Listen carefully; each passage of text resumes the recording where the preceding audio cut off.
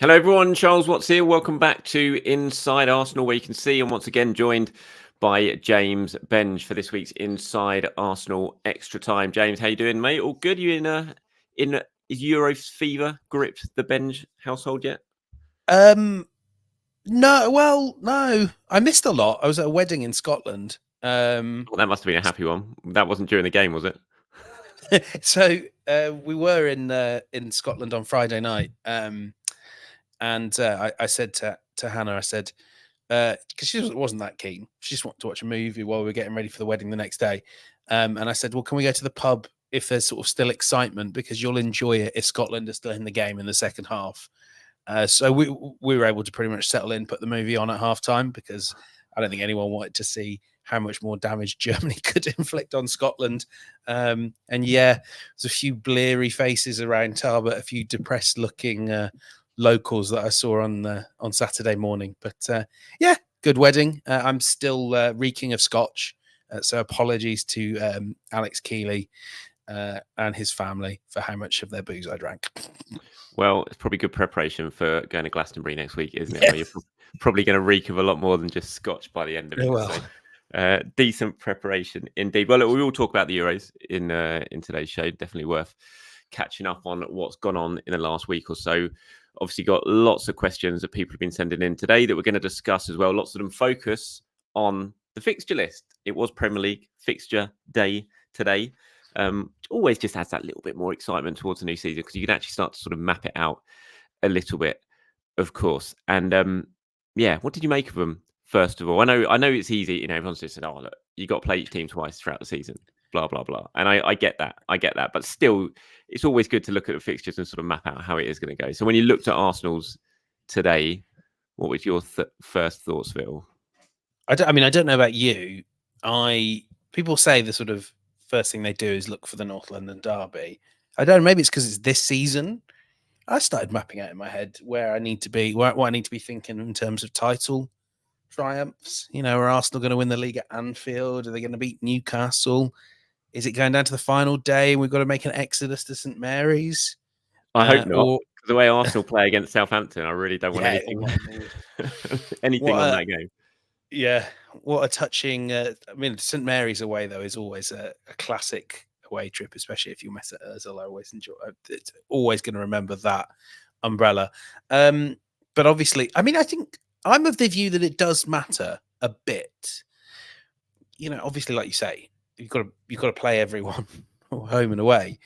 But I mean, there are good times to play teams home and away. And my initial reaction when I saw the fixture list, and unlike some people, stuck to the embargo on the fixture list, I thought, I mean, initially you're like, yikes, that's a bad start for Arsenal. I think it could be quite a good start for Arsenal. I think what you want to do in those early games is set yourselves out as the front runners, the pace setters. The only time Man City have been beaten to the title, they lost the title in the first 10 or 12 games of the season, really, didn't they? Or was it was certainly the first half of the season.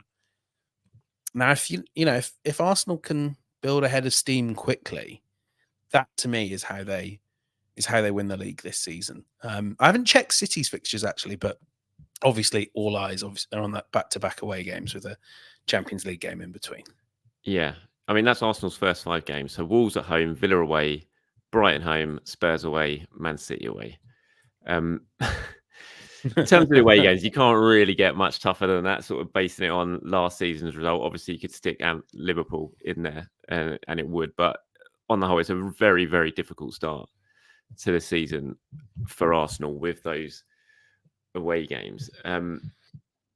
Tottenham away, I can't get used It's to not the right time for Tottenham it, away is it? is going to be early in the season. It's like I'm so used to, it's just a given that the first North London derby is going to be home in the sunshine against Spurs at the Emirates, and then you're going to have to go in the depths of the season away to Spurs for the second game. So yeah, it's weird the fact it's kind of been flipped on its head. Like you said, those two away games there, Spurs and City, you've got the Champions League game in between it as well, the first one of the season.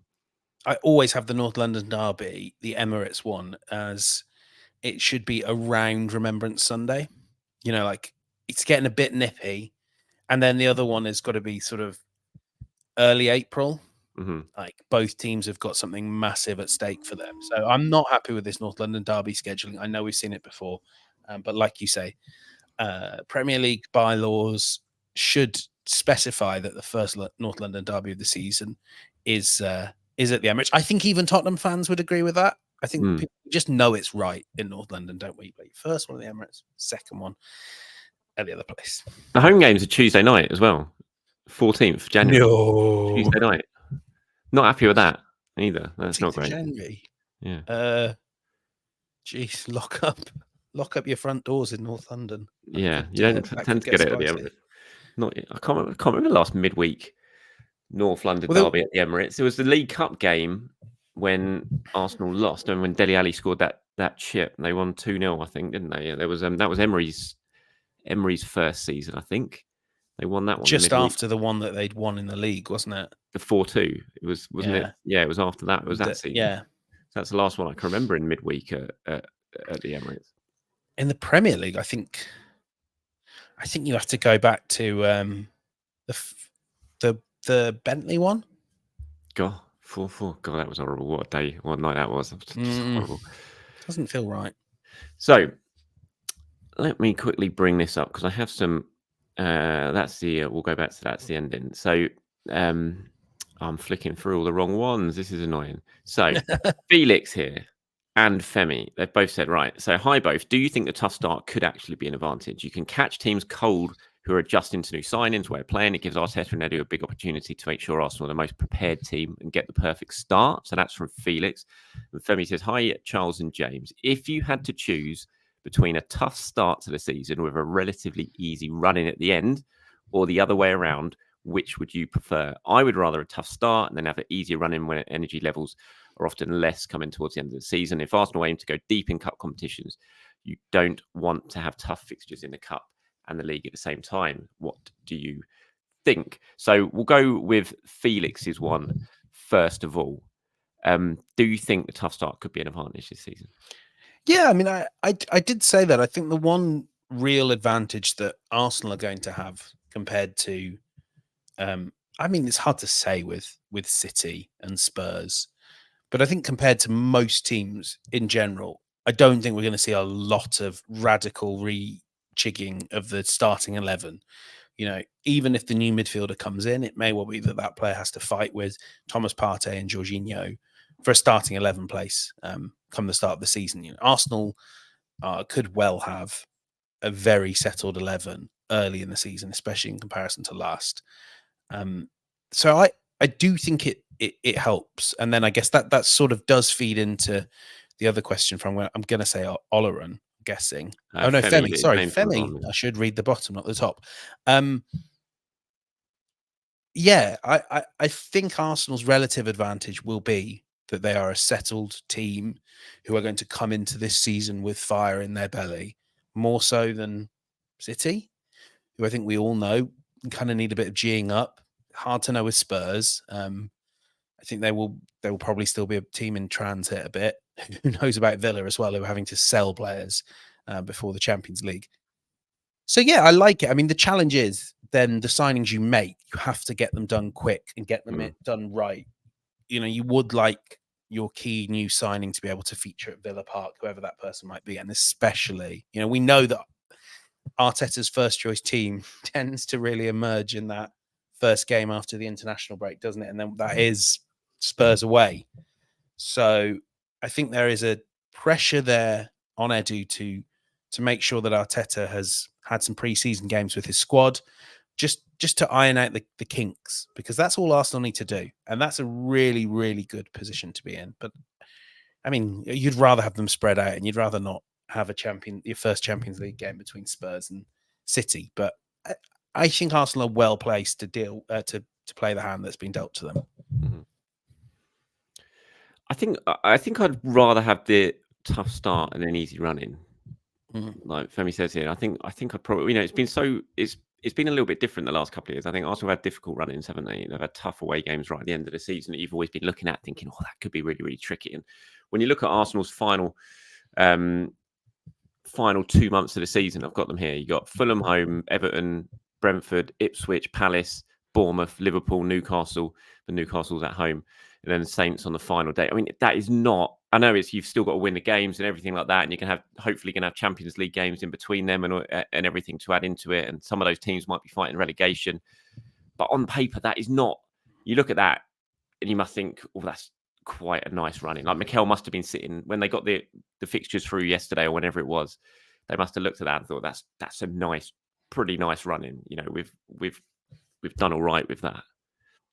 And not having a game that can build to, likely not having a game that can build to the crescendo of a title showdown. I personally don't think Liverpool will be at that level this season, though I think they will be, a really tough ask, and I wouldn't want to be going to Anfield 3 games from the end of the season needing to win. But I mean, I think just having City out of the way early enough, because I'm just looking now. The moment it's due to be February the 1st. I mean, we know these games are going to be ultra fluid, and who knows where the City game might drop, because one of these two teams is going to have a lot of cup competitions to think about. Yeah, but I just wouldn't want to be in a 90-minute shootout with City. I think Arsenal's strength ought to be this season. I would think that they are a team that can go and put up 92, 93 points. And then, it just sort of matters a little bit less. I mean, like we say, whenever they play City, they can't give up 6 points. Anything more than that's all good. No. What you were talking about before about, sort of pressure on Edu to give Mikel kind of what he needs, what he wants early on because of this tough start. I think that's a really interesting point. I think one of the first things I thought of when I looked at those fixtures early on was like, oh, Arsenal have got to be ready to hit the ground running here. They've got to, it's very tough to sort of ease into a season when your first 3 away games are Villa away, City away, Tottenham away. You've got to be ready to hit ground running. I think you're right when you point out, I think Arsenal's starting 11 is going to be relatively settled as long as, there's no significant injuries that happen between now and then. But you do have the fact there's 2 big summer tournaments to come. One's ongoing and one's about to start, where you could potentially have players going deep into those competitions, coming back, having to have, missing large chunks of pre-season, everything like that. So it could be quite a disrupted start to the season. So I think as best as the club can, it would be very, very beneficial for Mikel Arteta for the majority of what transfer business they are going to do, for it to be done, if possible, in time for them to be bedded in and, useful in those really, really tricky early weeks of the season. Do you think it adds more pressure? Like you said, do you think it adds more pressure on them to get it? There's always going to be pressure on Edu to get the business done, but do you think this start adds more pressure onto that? I think so. In the context of the Spurs and City games, I don't necessarily think that it has to be done in time that these players are ready to play a big role in those opening 3 games. Because I always feel like those games, any team in the Premier League that you watch, they're feeling out what team they're going to be, and preseason can only teach you so much. And I'm sure that will be as true of Wolves, Villa, and I mean especially Brighton, who are going to have a new coach. So those ones. But the challenge is you don't want to be doing is picking up someone on deadline day when they're off with their international squad, and you're not actually really able to get them on the coaching on the pitch for more than a day or 2 of coaching. So I think there's huge value, because for all we talk about not having to play City at the depths of the run-in, you've got to be in a position where you're as well set up as you can be to play them, because they will have those same challenges, won't they? They will have, Rodri. Why can I not think of another City player that I'm expecting to go deep at Europe? Bernardo Silva, all those guys. Probably not De Bruyne, the way things are going, but all those guys will have tournaments in their legs. So you got to do everything you can if you're Eddie. But like you said, I don't think he's gonna. The fixture list is going to sort of make him panic into action, and he was sort of twiddling his thumbs the last few days. Yeah, I think he'd probably been pretty busy anyway, to be honest. Elizabeth here says, I'm sure we'd all like to have 15 points after the first 5 games, but if you'd have to guess now, my guess would be 11 to 13 points, taking into account Champions League 2. So, prediction hat on. How many points are Arsenal getting from those first 5 games? Is Elizabeth being a little bit over Yeah, I'm going to ambitious with say 11 to 13 points? So that means you're basically 13 points. Obviously, you're winning 4 of those and drawing 1. Elizabeth. I don't think you're being too ambitious. I'm going to say 12. What did they get from these 5 games last season? Wolves they won, Villa away they lost, Brighton at home they won, Spurs away they won, 1. City away they drew. So that's 10. 10 points. I think they can get 12. I wouldn't say which of the away games I think they'll lose, but I'm pretty confident it won't be any of the first 3. Mm-hmm. Spurs away is, is the old archetypal form book out the window, isn't it? But I think they would take points from a win from one of those 2 games. Is 12 mad? It feels mad. I would grab 12 right now. If Arsenal get 12 points from those 5 games, admittedly that means they've lost a match early on in the season. But if Arsenal, I'd take 12 points out of 15 from those 5 games early on. I think if they've got that haul and they've got those 3 away games out of the way and you're sitting on 12 points already, I think you have to be pretty satisfied with that. I'm incredibly optimistic about Arsenal this season. I think the quality of their character as well as their players just means I really think, and I've said this at the end of the season, I think this will be the year they go and win the league. So if I think that, I probably need to think that the way they're going to do that is to start brightly and not really slow down from there on. But I could look very stupid in a few months' time. Well, I've got another question here from Ben. He says, probably the most difficult opening fixtures we've had for a long time. The team will have to hit the ground running. Should make for an exciting first few months, though. Any fixtures that you are randomly looking forward to? Everton away will be the last time we'll visit Goodison. Also, any players at the Euros that have grabbed your attention as potential transfer targets? Fabian Ruiz is number 8 option. He played well against Croatia, although I know buying a player off the back of international tournament is a danger. Thanks from Ben. So taking the first part of that question, I'm definitely not looking forward to Goodison away. Although walking out of that stadium for the final time, walking out of that press box for the final time, I will be very, very happy knowing I never have to go back and sit in it again. I would have loved if that was the final day, because I feel like there was an outside chance that then if you'd ask someone politely, they would have let you take a sledgehammer to the press box. Yeah. For anyone who doesn't know, the press box at Goodison is notoriously awful. It's so tight and so bad that one day when I had a really bad knee, that I had to go and sit downstairs for the second half and watch the game from the press room because I was in so much agony because you're just there's no room to move in there. It's just a horrible place to work. I'm looking forward to Ipswich just because it's been ages. I mean, I've never covered Arsenal at Ipswich. I've covered my previous jobs when I was working for the local papers around here covering Reading. I went to Portman Road a few times there, and so looking forward to that. That'll be good. Obviously, the rest of them all kind of mold into one now, don't they? We've been there so many times, but yeah, I mean, Ipswich should be definitely. It's nice to go to somewhere new.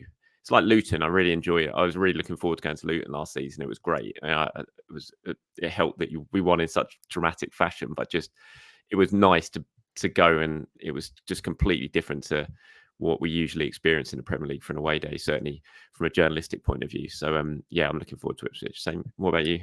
Yeah, you took the words out of my mouth, really. I've never been to Portman Road. I think it's probably the only ground on the list now that I've not been to. And I think sort of personally, I always find myself sort of, you scroll down and you sort of think, well, what do I have to do on Boxing Day? But actually, Ipswich at the Emirates as well will be a lovely day, a grand day out. I'm forever disappointed as well that Arsenal away to Brighton always seems to be in January when it would be fabulous in April or May.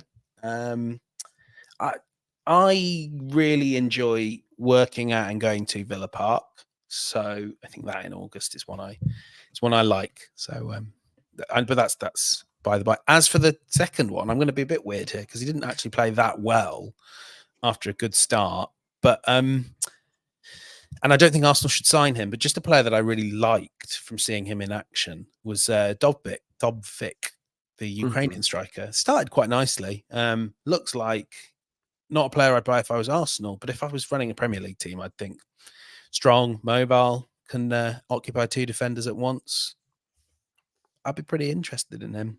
if I'm like West Ham. I didn't see much of that game. I flicked on. I was listening on the radio, and then I got home, and it was 3-0 done and dusted. I saw him hit the bar late on. He hit the bar with a lob, didn't he? Late on, I saw that. Yeah, I don't really know. Can I just be really, really obvious and just say Jamal Musiala, please, or Florian Wirtz? Just give me either of those two, and I'll be absolutely delighted.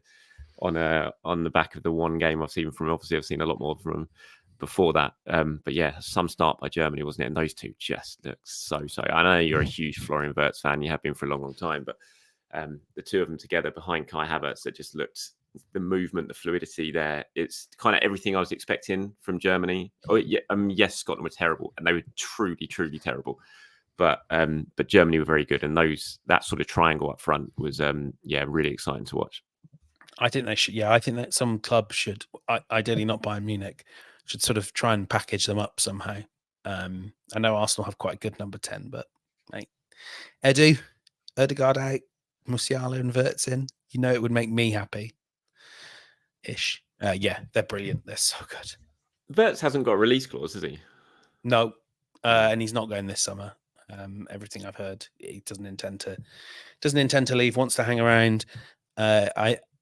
I would be intrigued. I would keep a close eye on Xabi Alonso's potential next destination, and if that were Real Madrid, I would think that Florian Wirtz may well follow.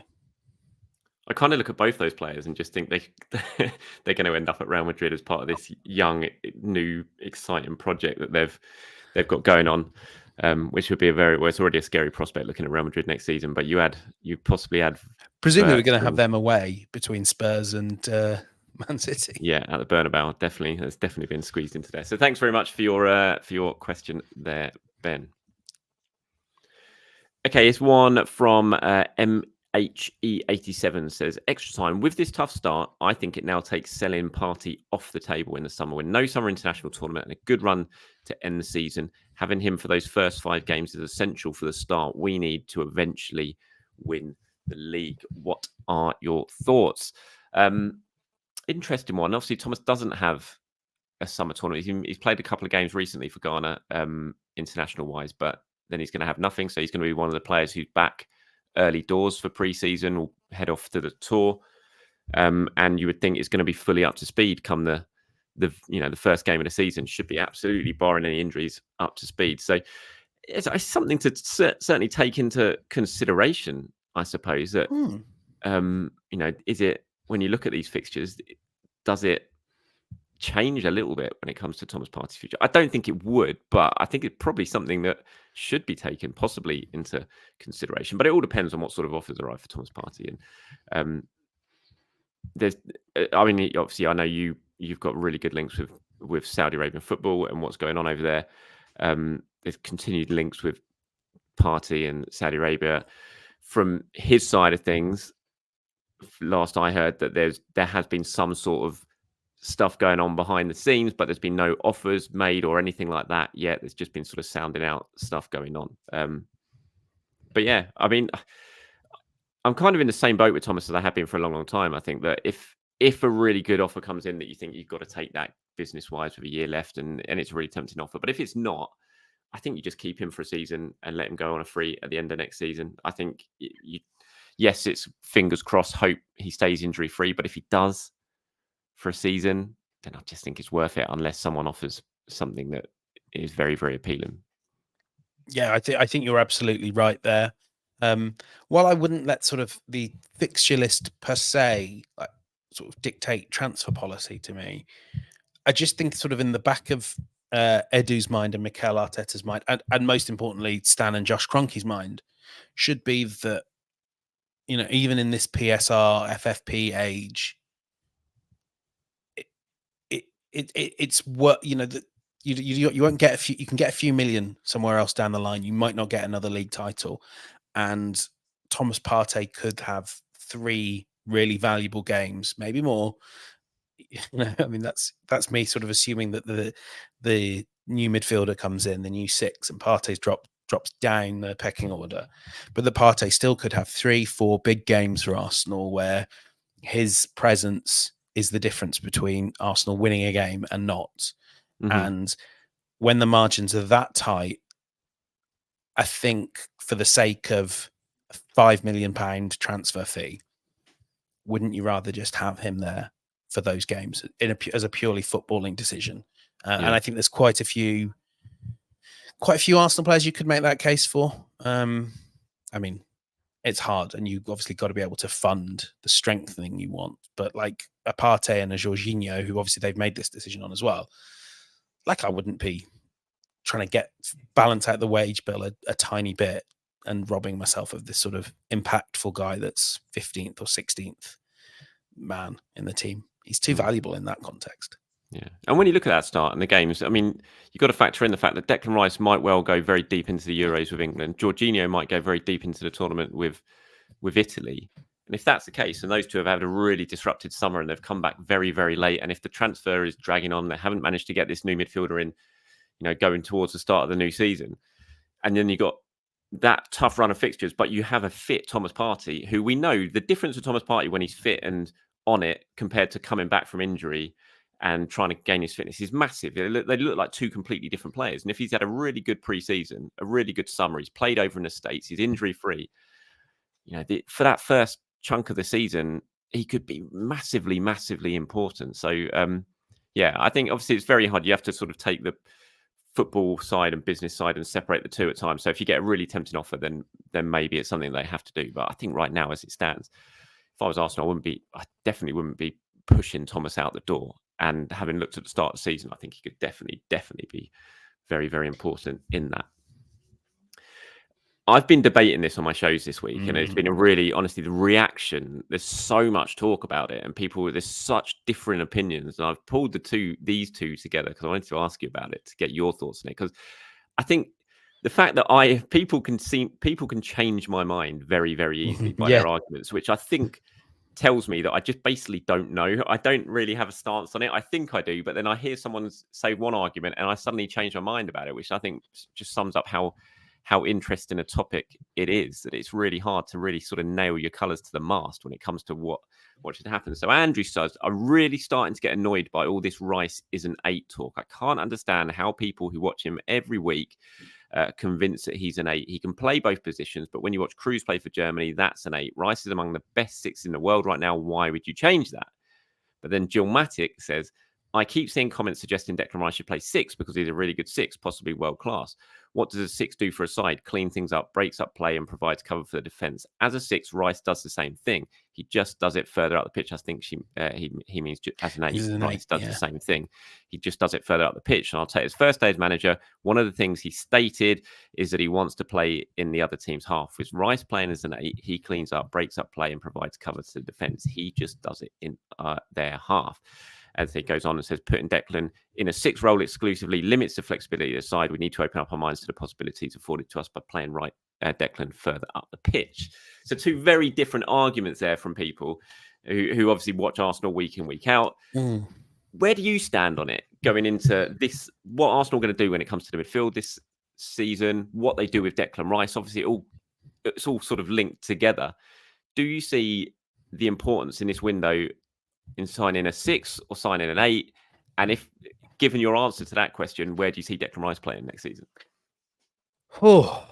Like you, my mind can sort of be swung on this, and it is important to not just have the last bit of Rice you saw in mind, but in an England shirt on Sunday, he was out of this world as a 6.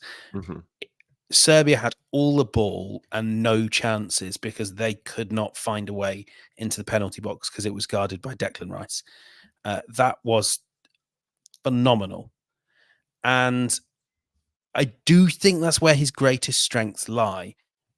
And I think picking up on what Gil Matic says, I think what maybe we forget is that Rice is not going to be a 6 that sits right in front of the back for, like in the way he did with England when they don't have possession. He'll be in front of Gabriel and Saliba, but they will all be in the opposition half. And I love Rice as this sort of insurance to the press, the man that sort of reads where the ball is going. And snaffles it before then. I know he can do both those things as a 6. That thing is a 6 and an 8. But if he does it as a 6, I can maybe get a bit more attacking oomph from my 8, maybe, dependent on who it is. So at the moment, and probably for a while, I've liked the idea of Rice as a 6 a little bit more, especially if there's a strong build-up guy at fullback, whether that's Zinchenko, whether Timber proves he can be that player, or White from the opposite flank. I'm not going to be sort of dogmatic on this, and like you, I sort of think, if you want to offer me a true pace setting, I mean, I would argue Tony Kroos is really a 6 in how deep he drops to dictate tempo. And then, frankly, all of these should be called 4s anyway, because we are proper football men, Charles Watts. We know that 6 is a centre back's number and 4 is the DM. But I mean, I edge towards I'd like him as the man sat in front of the defence who can still set tempo and play those progressive passes. But if you'd like to bring me De Jong, Guimaraes, there's just names, not reporting, then I'm open to him being an 8.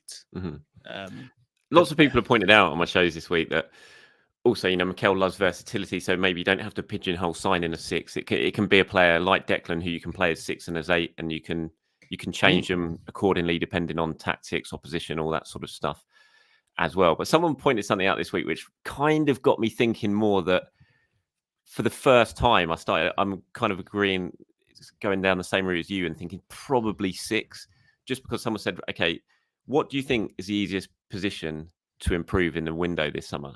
A 6, go out and buy. There's probably better options in terms of buying an 8 than a 6 right now. And I was thinking about that, thinking, is that right? I think it might be. I think if you add a real to be a game changer for this Arsenal team, you kind of look at that left 8 role and think, if you go out and sign someone who really can make the difference in that team, you probably improve it more by doing that and then dropping Declan back to being a number 6, if you see what I mean, than going out and signing another 6 and keeping Declan, who's, let's face it, still learning that role as an 8 in that role. So I've kind of swayed a little bit more to thinking of him more as a 6, whereas about 2 weeks ago I was saying, no, play him as an 8 and bring in another 6. So it changes all the time. I think it's going to be one of the most crucial parts of the summer for Arsenal. I think 100%.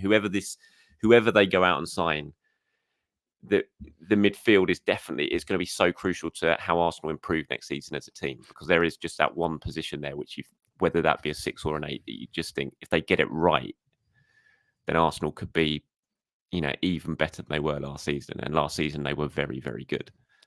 I mean, the one other thing to add as well is, at least for this season, if you get the 8 now, then you can have games where Partey, Jorginho is the 6 and Rice is the 8. And you can have games where Rice is your 6 and this new 8 is in the 11. Whereas I think if you buy another 6, that is it. You've decided for a long time now that Declan Rice is going to play as a number 8, and I think you tie yourself up a bit more long term. So yeah, I think we've reached an agreement that may well last until the next England game? Thursday? Probably. Maybe he'll play Rice as an 8. Probably until the next convincing comment that I read in reply to one of my videos, when I change my mind once again. This is an interesting one from Teta. Now, we can't answer this question properly, but I still thought it was worth sort of debating. It says, if the first game of the season is August 17th and the Euro Copa America final is around the 15th of July, when can we expect the first non-Raya transfer to be completed? When can we expect most of our transfer activity to be completed? Is the end of July realistic? I feel like the majority of business will begin in the end of July, I think, but towards the end of July. Obviously, it's impossible to predict when the first transfer is going to be completed. But having said that, it's still an interesting discussion point, I think. And it kind of goes back again to what we were discussing towards the start, where does the start of the season make it even more essential that Arsenal get their business done early? Because you don't want to be faffing around in that last couple of weeks before the season starts, or last week starts, to try and get you want your significant business done before that, if is entirely possible. So, I mean, when do you reckon that Arsenal like to get business done early? We know that Mikel Arteta always pushes to get the business done early, and they have done it pretty well in the last couple of years to do that. Certainly by the time they're away with the tour, we know how important he thinks it is to have new players on board the plane when they head over to the tour, or even to join them while they're on the tour. So, I just had, the new, no, what are you going to say? No, you say. I just had my immediate thought went to, and I know there are other examples, but looking back at those World Cup summers, because like a lot of the Euros of late have been sort of in this cloud, haven't they, of COVID and all that. And I almost don't think it doesn't really count, does it? What happened in 2021 when all the money was so stretched. So when Unai Emery was appointed, by the 11th of July, Arsenal had signed Lichtsteiner, Leno, Socrates, Lucas Torreira, and Matteo Guendouzi. Their business was done. And then in 14-15, you remember Arsene Wenger on the beach? They had, I'm just looking this up on the old Wikipedia. They had Alexis, someone it. Alexis on the 10th. And again, a lot of their business was done by late July. Chambers, Debussy, Ospina, with the exception of, and this was a market opportunity, Danny Welbeck. So I suspect if I dug even deeper, what a lot of those players would have in common is that their World Cups, their Euros, their competitions were done. And that's really how it works, isn't it? I think, unless you're trying to sign Florian Wirtz or whoever else is going to be in the finals of the Euros or the final week of the Euros, this stuff can get accelerated quickly. And although Arsenal have really played a good job of keeping their cards close to their chest, the conversations have been happening. And what really happens for a player that's involved in the Euros is it all gets finalized quite quickly, usually after a big tournament, because they've sort of given their okay, and there's been conversations with the clubs, and there's been conversations with the agents in the background. And then what needs to happen is the player needs to sit down and say yes or no. And usually that only takes a day or two because they want to get it done and get on holiday. Yeah, I'm just looking at when Arsenal's first match of the tour is. It's the 28th of July, the Man United game, and then they got Liverpool on the 1st. So they'll probably be flying out, the 25th, something like that, maybe before the Man United game. I haven't actually asked what the date that they're going to fly out, but it'll probably be a few days before the United game. So I would be very surprised if Arsenal didn't have at least a couple of their signings done before they flew out on around the sort of 24th, 25th of July. I'd be very surprised if they haven't done that, because Mikel will certainly want that. And like you said, past history suggests that is what they will try and do. So, yeah, I think the majority of business, certainly the business they really want to do, would be done before they head off to the States. Right, sort of Euros. Why? I mean, what did you make of the England game? First of all, I thought England were quite good. I thought England were quite good. I thought they were right. I thought they were right first half. Second half, definitely under a bit of pressure, but dealt with it. Defended really well, though. Yeah, they did. I think it was just that Vlahovic shot was the only time Jordan Pickford really had to make a save, wasn't it? Yeah, and I think that's quite encouraging, considering that I think we were all quite worried about the defence, but it held up quite nicely against a good team. He played well, didn't he? I like him a lot. Yeah. Again, you always have to say, especially on a show like this, you have to say, I'm not sure I like him for Arsenal, but I like him a lot. I think he's really talented. I think he should stay at Crystal Palace, and my top 4 prediction will then come true. Your top 4 prediction is not going to come true. Right. So Brian says, hi, Charles and James. I hope you're both well. This is a great and informative channel. Thank you very much. I always look forward to the show and the daily updates. So for England, Rice was excellent as usual. Saka was brilliant in bursts, and I agreed with you that you should have gone off around 60 minutes to conserve him for the next game. Now England has got their first 3 points. Do you believe Southgate will make changes, swap out Saka and a few others for the next game, and put trust in some of the new blood to play 60, 70 minutes like Mainu, Gomez, Gallagher and Eze? I don't think he will make changes for this game because it's a second game and nothing's secured yet. So I think he'll go pretty much as is. He's certainly got a decision to make at midfield potentially, but I can't imagine he'll throw the Trent project out the window after one game. So I don't really see too many changes, barring any injuries that will happen between now and then.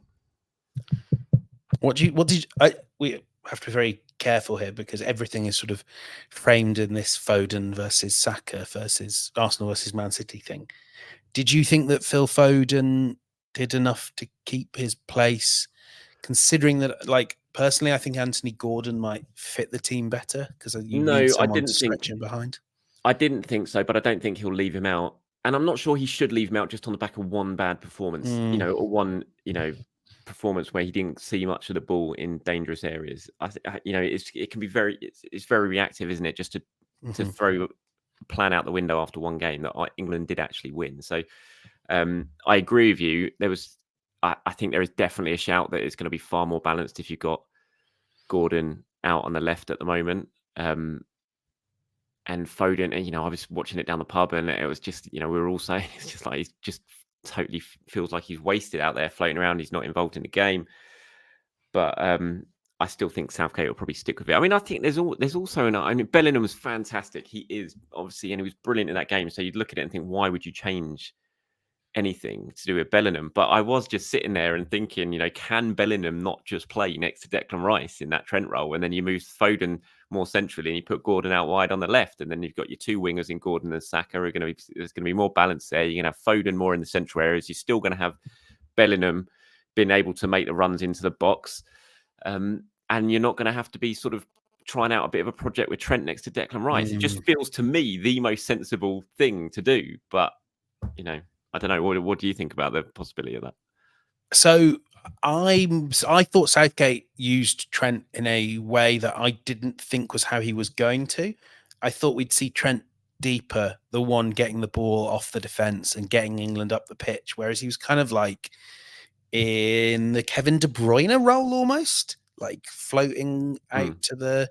And I was sort of thinking, well, in that case, I'd rather have Bellingham and Foden doing that to get, Foden on one side as an 8, Bellingham on the other.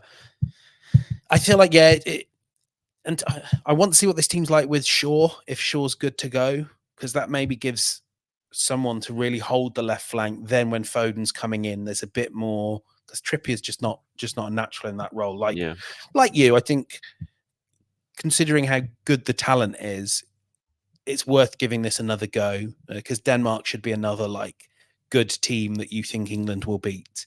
But yeah, I don't know. These should all be fun dilemmas, but this whole nation just works itself up into a frenzy. Whereas it should just be like, oh, we'll get the job done. Yeah. Saka played well. Let's see, sure. Oh, he's so good. Yeah, I thought he'd come off before 75 because I knew it'd be knackered as that second half wore on. So I thought he'd come off around the 60-minute mark. I mentioned that in the show earlier in the week. But I thought in that first half when he was on it, he was causing them all sorts of problems. I think England missed a trick, they should have just been getting the ball out to him as quickly as possible, time after time in that first half. And I didn't think they used him enough. But he definitely tired a little bit in the second half. I've got one from Daniel says, would you rather Saka have a starring role for England but comes back late and struggles next season, or England get dumped out early and Saka has a starring role in our tough fixtures? I'm Irish, so it's easy answer for me. But what about you both? Sod England. I don't know. I don't want to say that because I want England to win the tournament so much, and so I'd rather him just do well in the tournament, win it for England, come back. And the thing with Bukai, Bukai, he'll have a couple of weeks off and he'll come back and he'll be ready to go and to hit the ground running. It's not like he's going to be learning a new position at Arsenal or anything, or learning who he's going to be playing alongside. So I don't, he'll have a couple of weeks in America, come back, and he'll be ready to go after helping England win the Euros. So that's my dream. Just win it.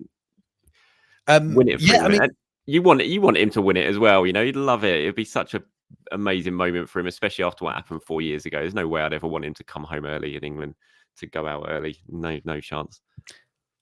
I think I do actually, on a serious note, I agree with you. And I think, I don't know how many people I speak for in this regard, but I didn't really like the England team for a very long time.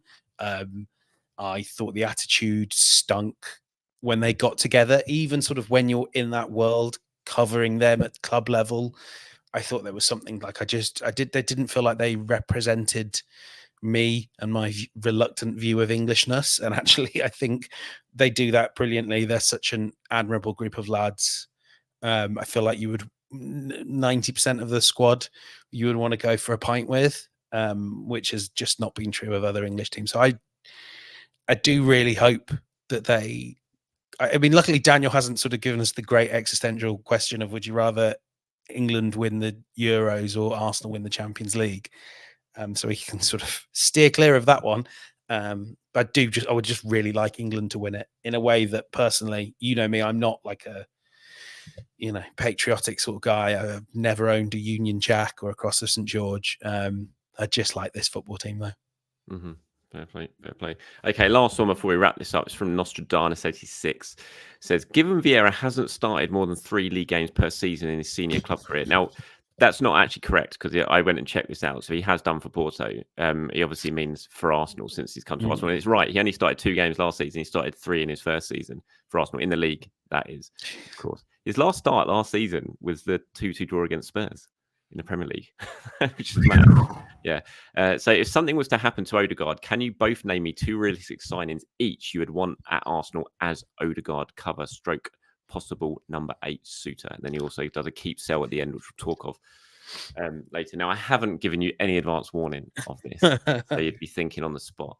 I was thinking about it beforehand, and I think, I'd love Eze at Arsenal. And I think that would work. I mean, I really want, out of everyone, I want Michael Olise at Arsenal, but I'm not sure. I look at Olise and I think, is that a cover for Odegaard and everything? I don't really think it is. Eze is far more that sort of player in a way.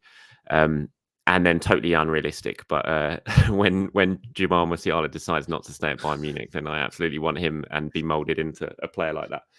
Bring him home. The realistic one I thought of was definitely for me, sort of Eze. But I don't know. What about you? Pascal Gross.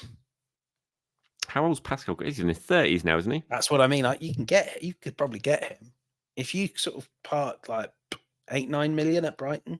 Like a lot. I mean, he's 33. Is he 33? Wow. Yeah. But like that's what I mean. I think kind of you need someone that's like going to come off the bench, can cover loads of positions in your squad, and would still like kind of have a pretty profoundly positive impact when he played. So Are you right in? Sorry, just quickly changing it. Are you writing Vieira off now when it comes to Arsenal, or do you think Vieira's still got a chance of doing something at Arsenal? I still think he's got a chance. I do worry that the sort of keeping him around to cover for Odegaard and maybe play the odd game as a left 8 is too cautious, and that you would be better off loaning him out somewhere where he can be a star, because I think his potential is high enough that if you've got a good loan move for him, he could come back and challenge to be a left 8, to be in the first team. Mm-hmm. I agree with that. It's hard to see that if he's like on the bench all season. The thing is, if you're letting Will go this summer, then you can't really let Vieira go as well, can you? So one of them's got to stick around, and I think it's probably more likely to be Vieira at this point. But I agree with you. I think when you look at how he's kind of flatlined in the last couple of years basically since signing, a loan spell where he goes out, plays a load of football, it just restores confidence levels, all that sort of thing. It just definitely feels like the best option for him right now. But I struggle to see a way that happens if Emil goes. Julian Brandt for another one. Why not? Oh, that's a good shout, Julian Brandt. Yeah. Could also be sort of left 8. Not like going to change the world, but I thought he was quite good in Champions League. Oh, Postman. We'll leave it every week. Honestly, you're so popular. My doorbell never rings. Your doorbell rings every single time I speak to you, pretty much. Happily, I think he's rung upstairs as well, so we've got away with that one. Should we play the game? Yes, we'll play the game, and this is how we're going to finish things off today because what time is it? Oh my god, it's 4:30. Kivior or Zinchenko, keep or sell? Zinchenko. What? Zinchenko, yeah, I would keep Zinchenko. So if I presume I have to keep one and sell the other. Yeah. So you're keeping Zinchenko? I think it's just I don't think I can get anyone else to do the job he does. Selling Kivior. I'm going the opposite. I'm selling Zinchenko, keeping Kivior. Especially if Jurrien Timber is fully fit, which I hope he will be. So keep or sell Partey and Jorginho? I would keep Jorginho because I feel like I can be confident of how many games I'll get. You talk for a while about Jorginho. Okay, you can get your door. Go and get your door, and I will I will keep it going and leave it for you for the last two. So I'm totally disagreeing with James. No, I'm agreeing with James. Sorry, I would reluctantly sell Thomas Partey just because I couldn't be sure that he'd be fit all season, and I would keep Jorginho because I'd be pretty confident that Jorginho will be fit for the majority of the season. If you could guarantee me right now that Partey will be fit for the whole season, then I would absolutely keep Thomas Partey and sell Jorginho. And I would keep Vieira, and I would sell. The packages are never for me. It's never for me. Not for you. Disappointing. What was it for Hannah? Was it? So I'm keeping. I've said there that I agree with you. I will keep Jorginho and sell Thomas Partey. But if someone could guarantee me that Partey would be fit all season, then I'd do the opposite. I would keep Partey and sell Jorginho. And then I would keep Vieira and I would sell Lokonga. I think that makes a lot of sense too. I think Lokonga's going to have quite a good market this summer, all told. I hope so.